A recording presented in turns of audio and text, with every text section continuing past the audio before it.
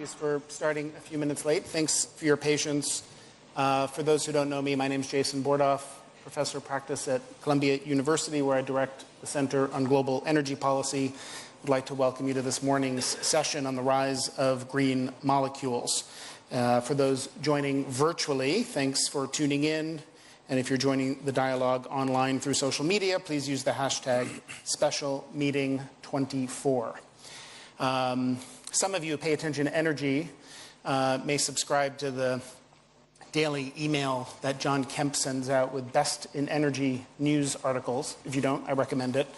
And there was one a day or two ago, an article in the New York Times about how in response to the recent energy crisis and concerns about oil and gas prices, it might spark a hydrogen economy. The article was from May 1974. So we've been talking about this possibility for some time, but of course we, I think, are at a new moment when we think about not just hydrogen, but the role of green molecules more broadly. We want to make sure this conversation is broad with biofuels and biodiesel and sustainable aviation fuel and more. There are applications throughout heavy industry, perhaps in parts of transportation, driven by concerns over meeting the world's energy needs, energy security, and of course the urgency of accelerating decarbonization and addressing the threat of climate change as quickly as possible. So that's what we're hoping that we're going to discuss over the course of our conversation today. You can tell in 40 minutes or so we will not have nearly enough time with the extraordinary group of panelists who are assembled here, but we're going to do the best that we can to think critically and differently about what pathways we can pursue to, again, meet the world's energy needs and also decarbonize the economy, including in hard-to-abate sectors and others where molecules may well need to play an important role, like industrial manufacturing, shipping, aviation. We have a great group of panelists here with perspectives from countries leading in the development of technologies and the infrastructure to expand the deployment of these green technologies, as well as industry leaders whose companies and industrial sectors are at the forefront of this conversation. I'll very briefly introduce our panelists before jumping right in. Of course, we're honored to have our host here, His Royal Highness Prince Abdulaziz, the Energy Minister of the Kingdom of Saudi Arabia. We have His Excellency Suhail Mazrui, the UAE's Minister of Energy Infrastructure, Dr. Amani Abu Zaid, the Commissioner for Infrastructure, Energy and Digitalization of the African Union Commission. To my left, Patrick Pouyanné, the Chairman and CEO of Total Energies, Shrikant Vadya, the Chairman of India Oil Corporation, and finally, Erasmo Carlos Batistella, the founder and CEO of B8, one of the largest producers of biodiesel in Brazil. So we get started, and Your Royal Highness, again, as our host, thank you for joining us for this opening session this morning. I would love if you could kick us off with an update on what the Kingdom's approach is and what you to green molecules, what your strategy is, and in particular as a country that is currently and potentially with green molecules thinking about such an important role as an exporter. I'd be curious if you could comment on where you see the demand coming from and who's going to be buying all of these green molecules around the world. Well, first of all, good morning, everybody. Again, it's a great day for us as Saudi Arabia. I will keep repeating it all day long, and tomorrow it's also a testament of how much we've been perceived as Saudi Arabia as a forthcoming giant. And instead of us going out around the world has just come to us. So with a great deal of pride, and I'm very grateful to the people who had put together this event. And it's going to be not only the first and last, it will be a first amongst many. There is a personal issue that I would like to settle with my good old friend. I was in New York for 10 days. I was looking for you, but I was told you were a fugitive, so I had to come back here yesterday. I had to come back yesterday, actually late afternoon from New York, not finding you there, so I opted to come here and catch up with you. It's very simple. I know as a host I should give most of the space and the time for our friends who came all the way from their respected countries to share their thoughts, ideas, and their own plans and anticipations for the future. In a small, short, if I can, concise minute or two, I think our plans are clear to everybody. We've been communicating it all over. We really are focusing on the molecule. And I'm glad that the title of this session is all about molecule. And indeed, we look for molecules, and therefore we should be, first and foremost, I would call it color agnostic. That is, I read lots of novels and watch movies, so I believe, I saw there are two good novels, movies. One is The Color Purple, and the other one is The Scarlet Letter. But we're not in the movie business. We are in the molecule business, and the molecule business is more to do with how can we produce clean energy. And clean energy has no color. It has a carbon footprint that we need to manage and mitigate. And once it is mitigated, I think we should be indifferent on what color it may have. I think stigmatizing things would, in any way, may narrow our own choices as opposed to expand our choices. We believe, as Saudi Arabia, that we should be doing all of the above. We believe that the world would require every source of energy, be it hydrocarbon-based, be it renewable, be it nuclear, be it synthetic fuels, be it a process of what we are trying to do, for example, here in Saudi Arabia, for example, in carbon capture and sequestration, we have a carbon capture and utilization. In fact, we're building a 1.5 million ton facility, and we believe in the concept of hubs, which is aggregating all of these things to allow you to have the flexibility and means to deliver. Just give you a small example in Yanbu.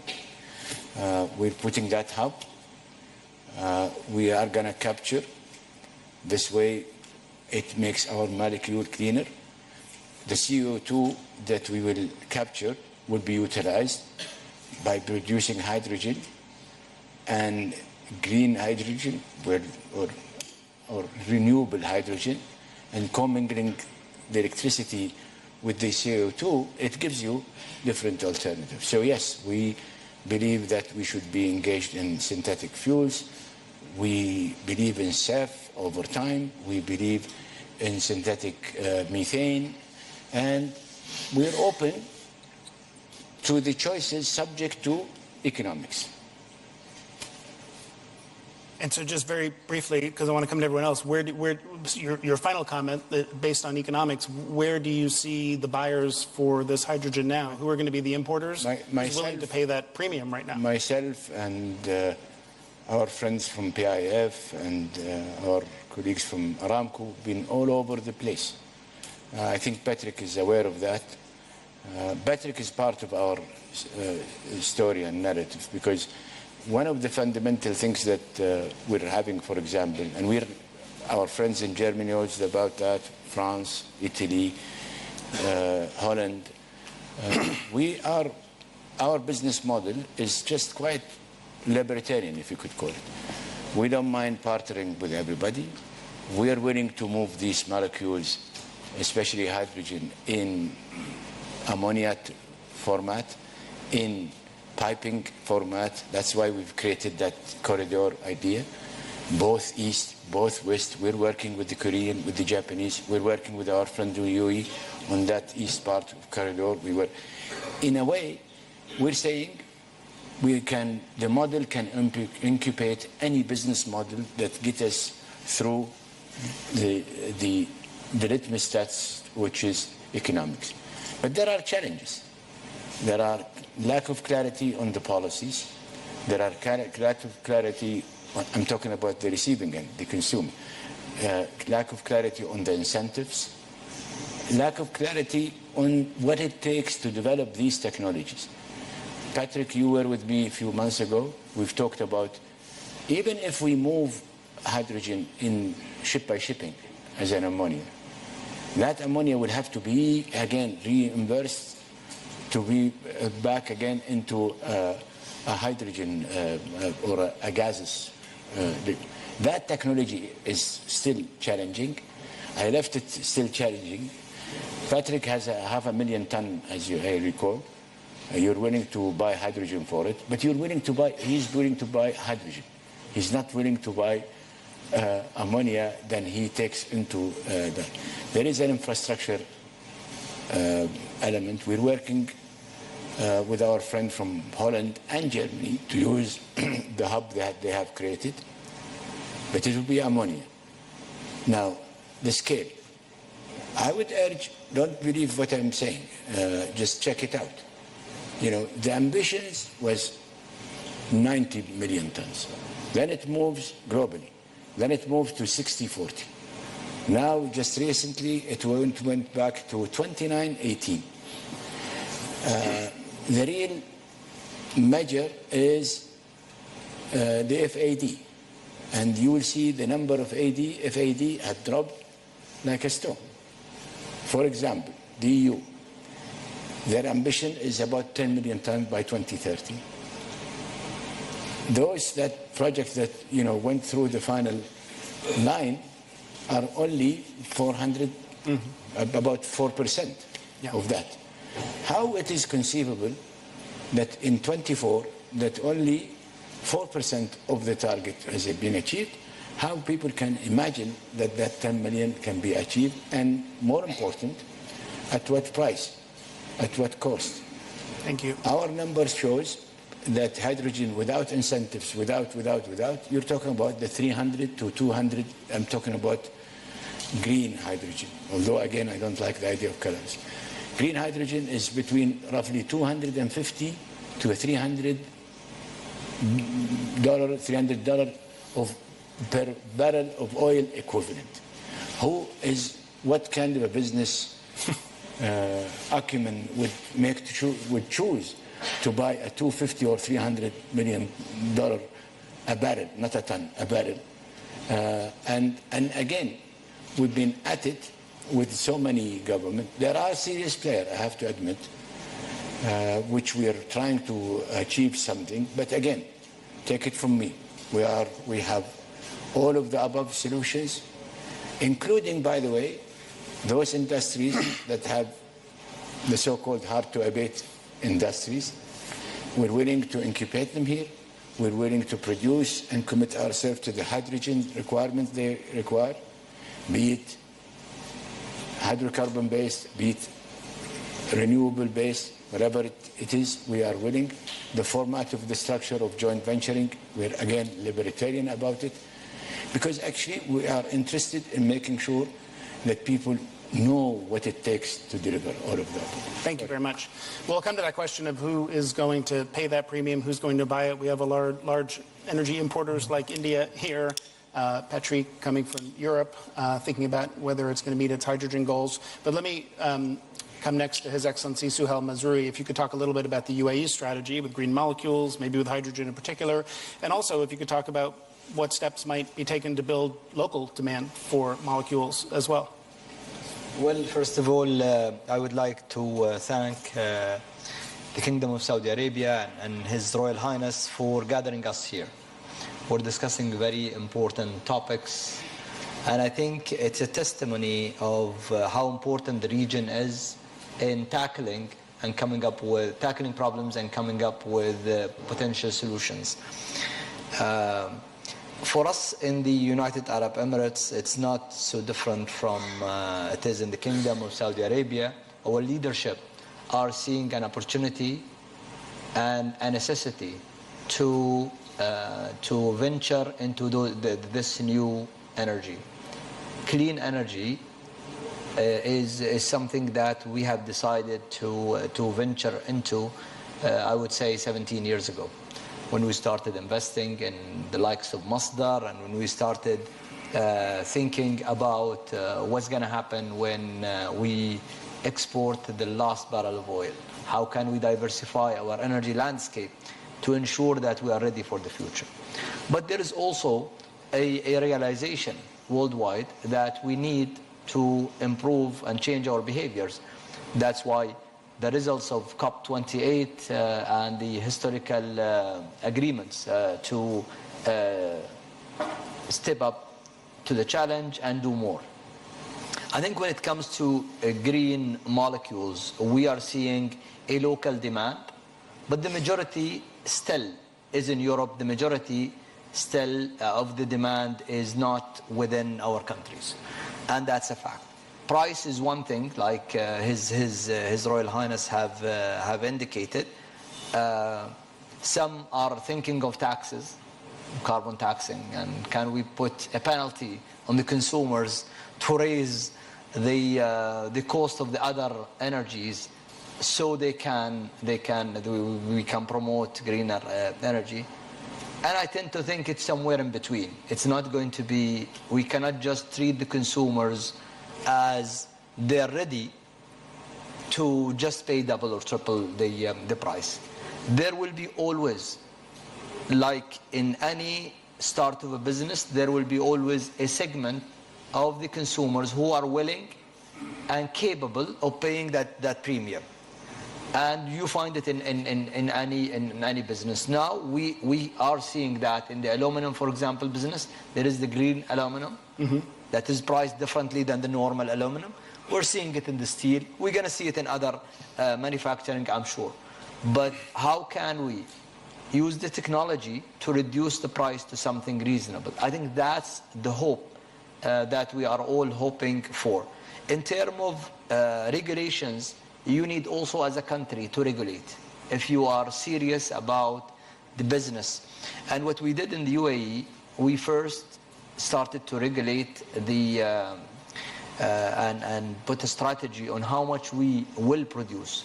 So in terms of renewable energy, for example, we decided we will triple from around less than 5 gigawatt of renewable energy installed to 15 gigawatt by 2030.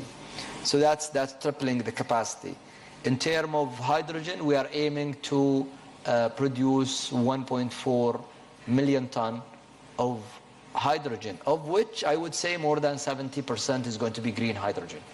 So we are installing an additional solar to produce green hydrogen. The market is a challenge. We are working with our partners, and as you know, in UAE we have so many partners from India to Europe to many countries as well, Japan and others.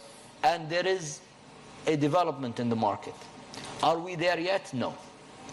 Are we serious about that production? I would say yes. It's between planning something and getting the result that you are aiming for. We have seen it in the solar. The first plant, I remember 2013, that we installed in the UAE, we were talking about a 30-40 cent per kilowatt hour. And then in 10 years or so, we have managed to reduce that to less than 1.5 cent.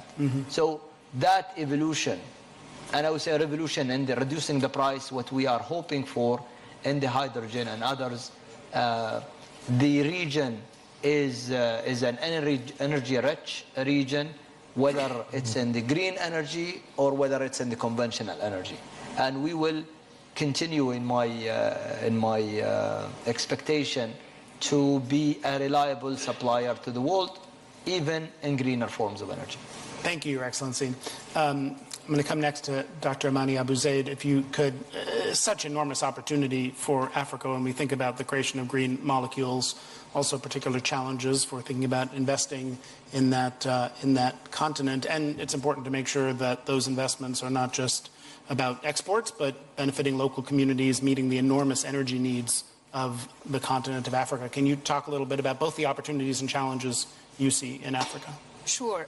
First of all, thank you, Jason, for the question. First of all, I would like to thank the Kingdom of Saudi Arabia, both the government and the people of the kingdom, and to personally thank His Royal Highness Prince Abdulaziz for his hospitality and for hosting this important event, and of course to thank WEF for bringing WEF to the Middle East and closer to Africa, and I hope next time to be in Africa.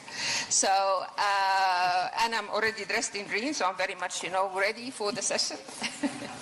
Let me just start by saying that, well, I do represent a continent, 55 countries, with very much different levels of development and different needs. But the overall picture for the continent is that we are still electrified in only 50%, 49% actually, so more than half of our population does not have access to electricity. Moreover, 90% of our population, almost 1 billion people, do not have access to clean cooking. So the first point I would like to make is that we cannot afford to discard any solution at this point. So all solutions out there must be harnessed by the continent. In a continent that is rich not only with fossil fuel, but also is the 60% of the solar, premium solar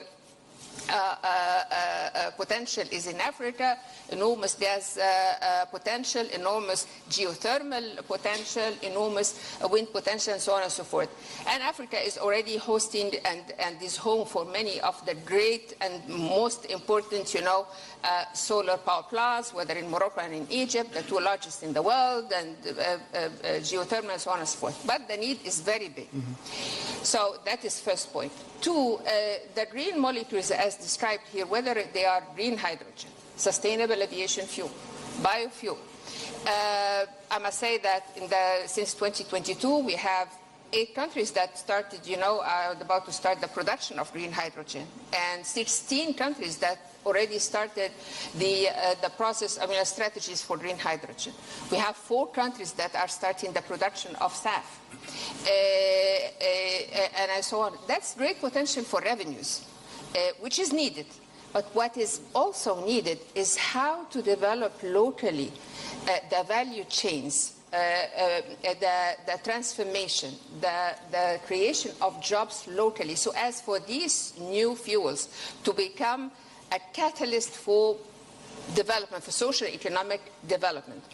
They are clean technologies for the majority, and there's still a long way to go. You mentioned investment. It's true. About what's projected, $600 billion are projected for green hydrogen in the next year or this year.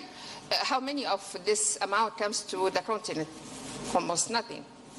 Two, things like storage and transport. It's still a challenge, and we want to also see how can we repurpose the existing infrastructure for oil and gas to also serve for these new fuels. The size, the production, and how do we make these fuels work, say, for rural areas where we need energy most. Green ammonia is fantastic because, again, Africa is home to 65% of the global arable land that is still uncultivated. So how green ammonia can help us, in agriculture. But, however, green hydrogen is still 2-3 times more expensive than gray hydrogen. So we have a long way to go. I understand, as the Excellency just pointed out, this is nascent technologies. So it is. We understand that this is happening. So we need to, intensify the work in developing the technologies to make them more affordable, more adapted to local needs, not only to, say, in Europe or in the US, but where it's needed most. And Africa definitely is a continent where it's needed most, with the added benefit that renewable energy is produced locally, so there is a higher chance to reduce the cost than anywhere else in the world. So between the high demand because of our population that is growing, between the abundance of renewable energy on the continent, and our ability, as proven, that how we adopted the technologies very soon, actually a few months after, in 22, there is really a call for this partnership, for upskilling, for developing, and that's the role of our governments, to develop the policies, also to develop these resources locally. Thank you, Amani. I'll just remind everyone we're going to aspire to make sure there's time for at least a question or two from the floor, so think about your question now. I want to turn next to Patrick Pouyanné from Total. Again, a session with the title like Green Molecules often focuses on green hydrogen these days, but Total is involved in lots of partnerships for things like sustainable aviation fuel. I was wondering if you talk about how you see the whole molecule market evolving, and also the question I asked initially, where that demand is going to come from, who's going to pay that premium. It seems like Europe is not necessarily on track for the targets it had in plans like Repower EU. So where are those demand signals going to come from, Patrick? Okay. Thank you, first of all, for organizing that event and for welcoming us again in Riyadh. It's a nice place to come. And the Prince is quite good to convince me to come, so thank you. But we have large projects here, and we have very large projects, and I'm happy to come every time. I would say, just coming back to green molecules, I think we should look at it in an economic way, in a simple way. What is the cost-merit curve of producing green molecules? The best way to produce green molecules is today biofuel, biomass. Let's be clear. And we've done it for years in Brazil and elsewhere. And even when we speak about SAF, the best way to produce SAF today is from biofuels. It's not to jump to the green hydrogen, which is or the e-fuel, which is the ideal molecule. The debate has been completely, for me, distorted, because suddenly we think to that as the ultimate solution, the e-fuel, the green hydrogen. But again, our purpose today is to reduce emission. The ultimate emission will be needed in 2050 somewhere. In between, economically for customers, we need to bring them solutions which are reducing the emissions and which are affordable. If they are not affordable, then you enter into a highly regulated business or subsidized business. And then the question will be, at which scale do we want to have this highly regulated and subsidized business? So, just the math. If I take the kerosene, if it costs $500 per ton, the biojet the cost of the biofuel to integrate is more $2,000 per ton. So when you put 5%, nobody complains. When you put 20%, everybody complains. And so that's a point on which, and that's quite easy to produce. Then we'll go to other technologies, and it's like for hydrogen, gray hydrogen to blue hydrogen is 1 to 2, to green hydrogen, it's supposed to be 1 to 3. The reality, because we are today making a tender, so I'll let you give you all the commercials, but at the end, I think we have tendering 500,000 tons per year for refineries in Europe, because we are a hard-to-abate industry, in fact. I think if we get the 500,000 tons on an average of €8 per kilogram, this is more or less what the average of the offers, so it's not 3 or 5, huh? Don't dream. Today it's 8, and 8 for the best. So I would say it's something which is, again, if I'm paying €8 per kilogram, compared to hydrogen, gray hydrogen is 1, there is something to be absorbed. So to be absorbed, how? Why do we consider it in Europe?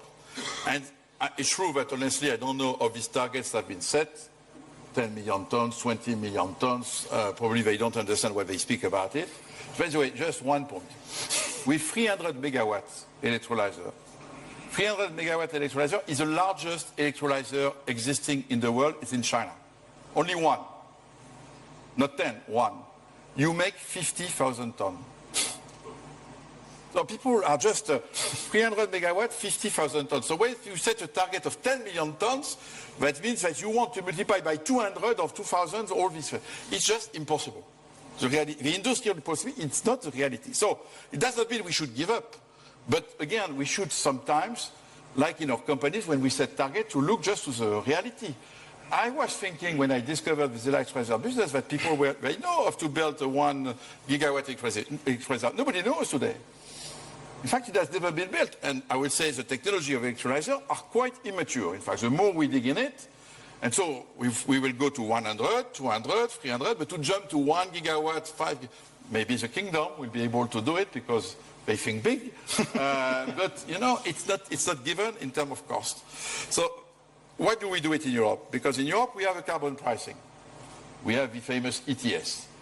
And in fact, the reality, and they put a complex scheme so that if a refinery is using green hydrogen and replacing its gray hydrogen, not only I will avoid to pay the taxes $100 per ton, but on the top of it, in fact, I have a double credit.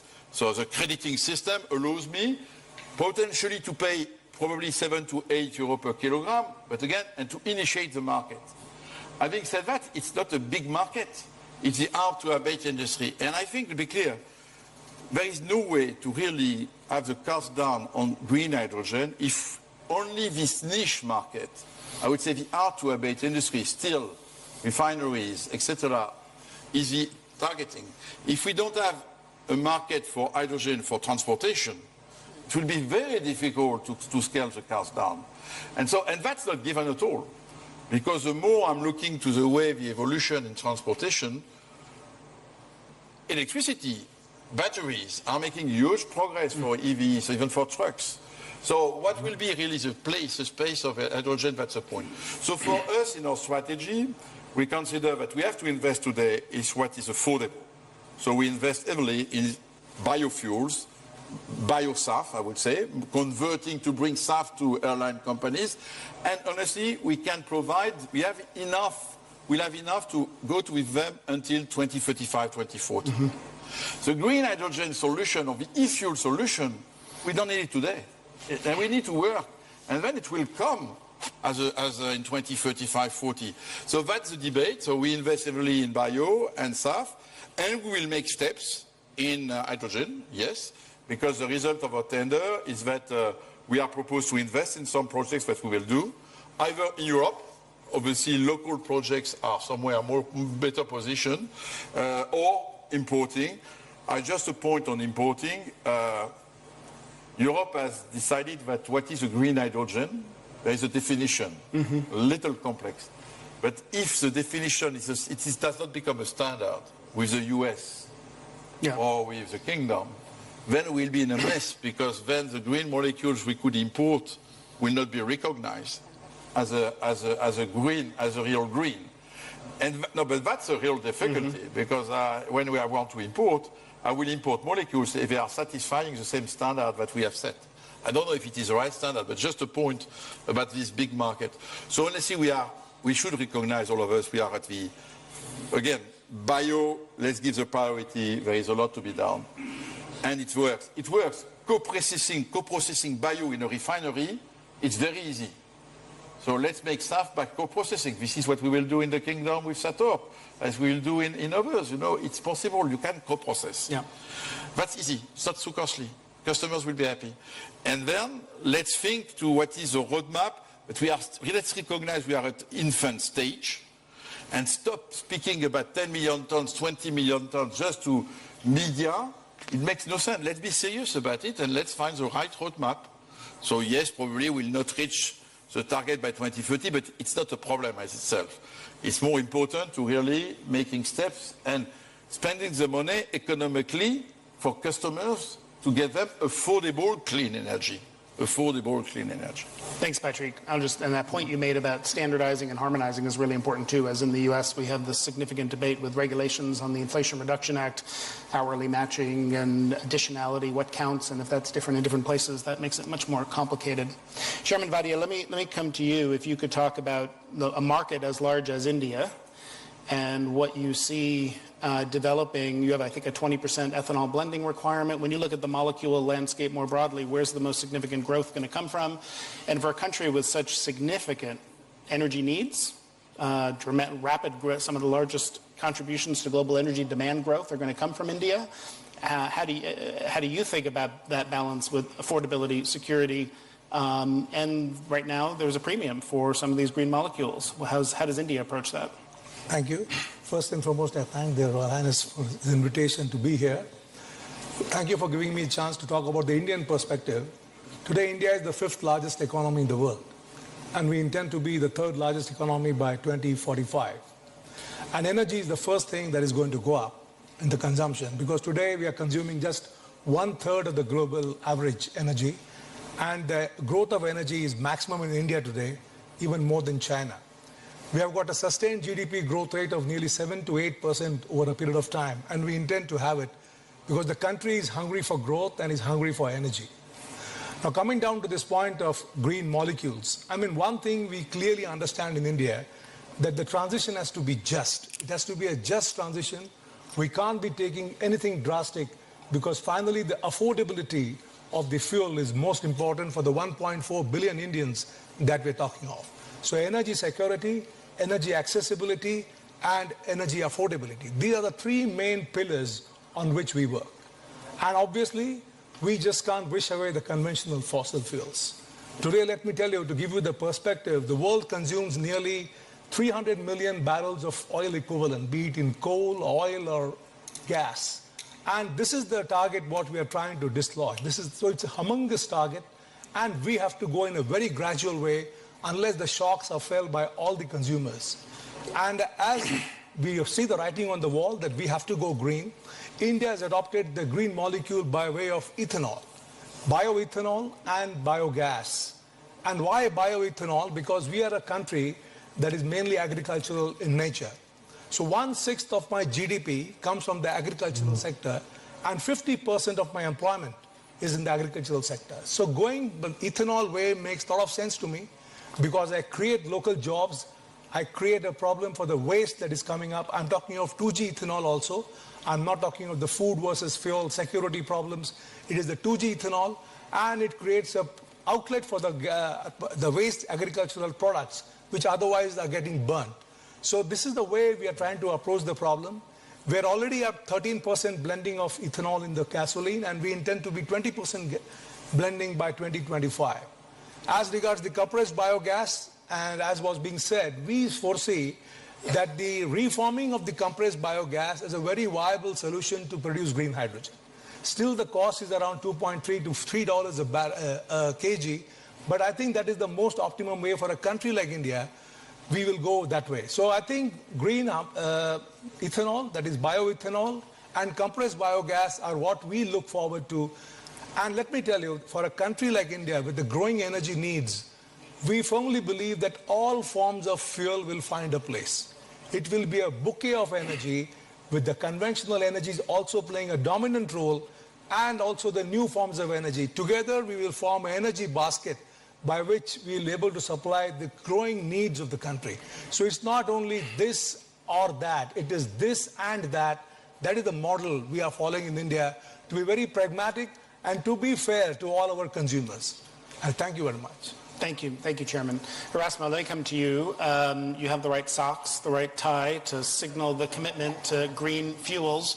And of course, in Brazil, you're thinking not only about hydrogen, but a range of molecules and biodiesel. And if you could talk about how you, tell us what you're doing as a company, how you see that market evolving, but also for a country that has built a sizable domestic market, how you think others should do that, and the role of regulation in creating that demand. Okay, thank you, Jason. Good morning, everybody. Thank you, Excellency Minister Abdulaziz, for your reception here. So, and thank you, Patrick. Patrick helped me in my explanation about biofuel. So I'd like to talk about the reality. Biofuels is a reality. Brazil is a big producer of biofuels, ethanol, biodiesel, and probably in the future, SAF and HVO. So the biofuels for us in South America is very important. It's the same for India. It's an opportunity to create green job, and to produce green hydrogen. It's a green molecules.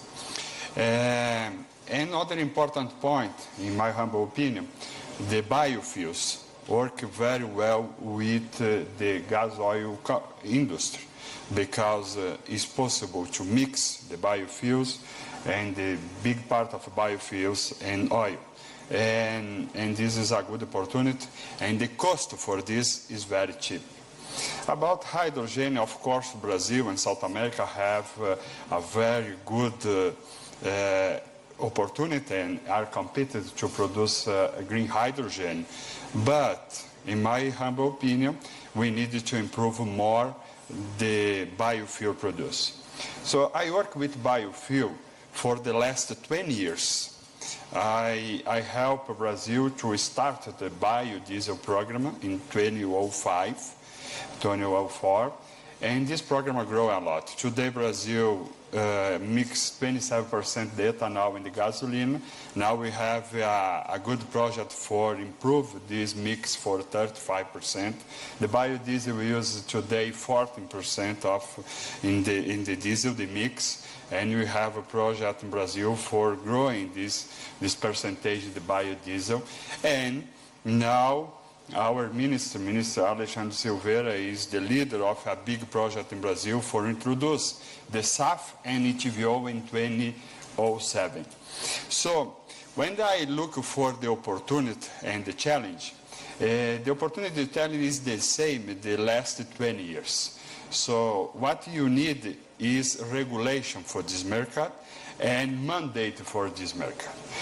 We don't have mandate in the principal or the most important economy in the world for biofuels or for green molecules. If you organize the mandate, probably this energy transition it will be very fast. If you don't organize the mandate, the regulation is very difficult because the same other person to talk here, we have a cost for this energy transition. Another important point, in my opinion, is the certification. We export biodiesel from Brazil to Europe, United States. We make the certification. It's not easy, but it's possible.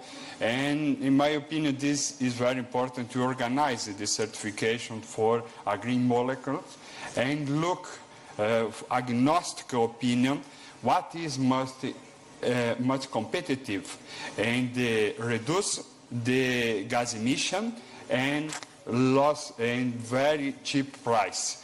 In this case, of course, the biofuel is a very, very good opportunity.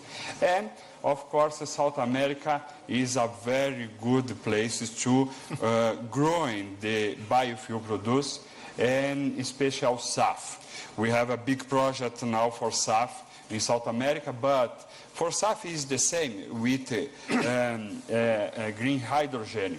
If you don't organize the mandate in the country by country, you don't organize the offtake, for example, and the strong offtake is very difficult to grow in this market.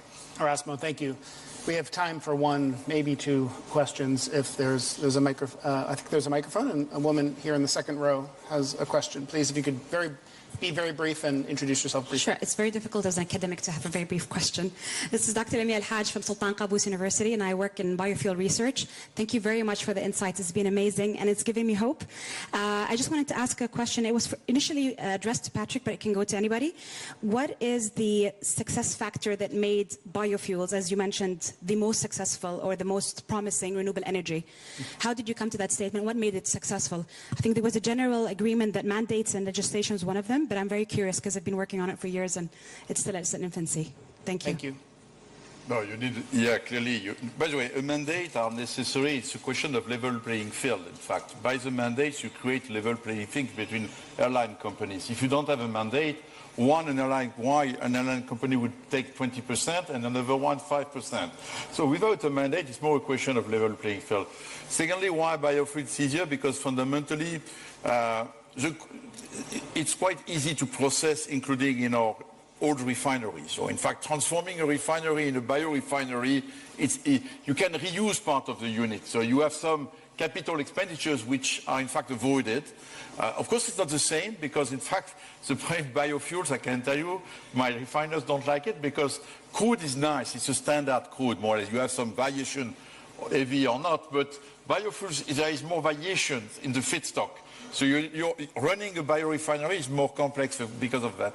The critical part is more to find the right feedstock. And the feedstock, of course, is back to regulations.